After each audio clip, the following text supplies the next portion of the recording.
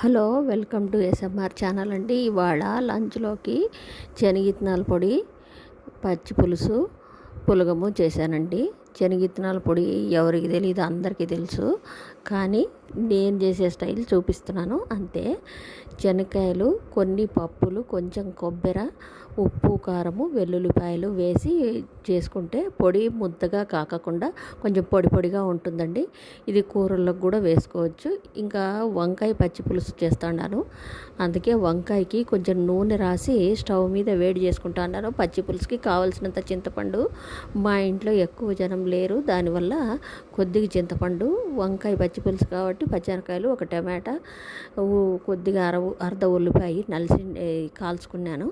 వంకాయ కాల్చుకొని అదంతా నలిసి పచ్చి పులుసులకు వేయడమే. చింతపులుసు పిండుకోవాలి, చింతపండు పులుసు పిండుకొని అందులోకి తగిన ఉప్పు, పచ్చి పులుసులోకి తగినంత ఉప్పు, కొద్దిగా కారము, పచ్చిమిరకాయలు వేసినందువల్ల కొద్దిగా కారము, తర్వాత కొంచెం బెల్లము వేసి, తర్వాత శనక్కాయలు పొడి, వేయించిన శనక్కాయలు ఒట్టివే తీసుకొని కొంచెం పొడి చేసి పెట్టుకొని ఆ పొడి కూడా వేయాలి. శనక్కాయలు పొడి చేసుకొని ఒట్టివే అది బాగా వేయించినవి తీసి పొడి చేసుకొని వేయాలి.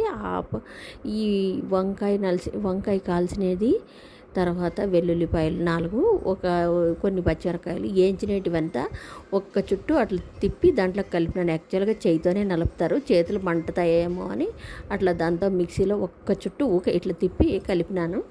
తర్వాత ఇంకా అంతే అండి. దీన్ని ఉడకబెట్టేది ఏముండదు. పచ్చి పులుసు అంటారు. యాక్చువల్గా ఉల్లిపాయ వేసి కూడా నలుచుకుంటారు.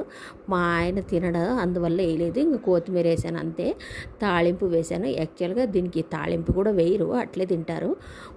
పచ్చి ఉల్లిపాయలు పైన వేస్తారు. మా వారు తిన్నందువల్ల నేను వేయలేదు. సపరేట్ తీసి పెట్టుకున్నాను నా కోసము. అది తర్వాత వేసి కలుపుకొని తినడానికి. పచ్చివే నలుస్తారండి వంకాయ పచ్చి పులుసు ఇది.